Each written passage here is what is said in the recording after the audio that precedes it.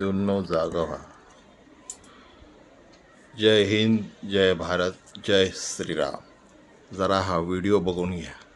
अभी मैं ये स्टेशन के बाहर काउंटर सेवा कर रहा था, तो अभी एक लेडी आई, बुरखा उर्खा पहना हुआ था, उसके साथ छोटा बच्चा जिद कर रहा था कि काउंटर दिला दो. तो पता है उसने क्या बोला? अरे हिंदू से थोड़ी ना लेंगे, अरे हिंदू से थोड़ी ना लेंगे. यार मैं ऐसा देख के मैं तो ऐसा लगा ना मेरे को, यार हम लोग इतना वो करते हैं इन लोग के लिए कि चल ठीक है यार जाने दो, लेकिन भाई ये लोग अपनी असलियत दिखाई देते हैं. बघितत मित्रांनो, सर्व धर्म समभावच्या गोष्टी फक्त आपल्यासाठी, त्यांच्यासाठी नाहीत.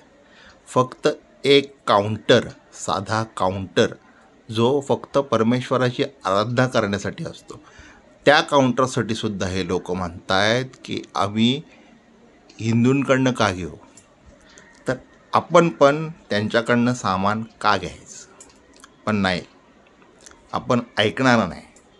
आपण कधीही सुधारणार नाही. 10मधले 5 जण सुधारतील, पण उरलेले 5 जण जोपर्यंत त्यांच्यावर स्वतःवर बितत नाही, स्वतः ते मार खात नाहीत, स्वतः कुठल्या ना कुठल्या पद्धतीत त्यांना ते समजत नाही की ती लोक आपला धर्म पाळतायत, आपल्याला मानत नाहीत, त्याशिवाय ते लोक मानणार नाहीत. तुम्हीसुद्धा हिंदू माणसाला, आपल्या सनातनी हिंदू माणसाला, जातपात आपल्यामध्ये किती भेदभाव आहे, कोण काय सगळं सोडून फक्त हिंदू माणसाला मोठं करा. त्यांच्याकडनं हे करा. मी चिकन मटण खाणाऱ्यांना पण सांगेन, तुम्ही पण आपल्या मराठी माणसाकडनंच घ्या. भले मी खात नाही, म्हणजे खाणारे असतील ना त्यांनी आपल्या मराठी माणसाकडनंच घ्या. प्रत्येक इथे मराठी माणूस असतोच, प्रत्येक धंद्यात मराठी माणूस आहे.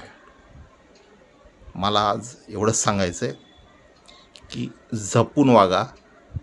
आपल्याच पैशाने ते आपलाच गळा रेतायचं काम करतायत.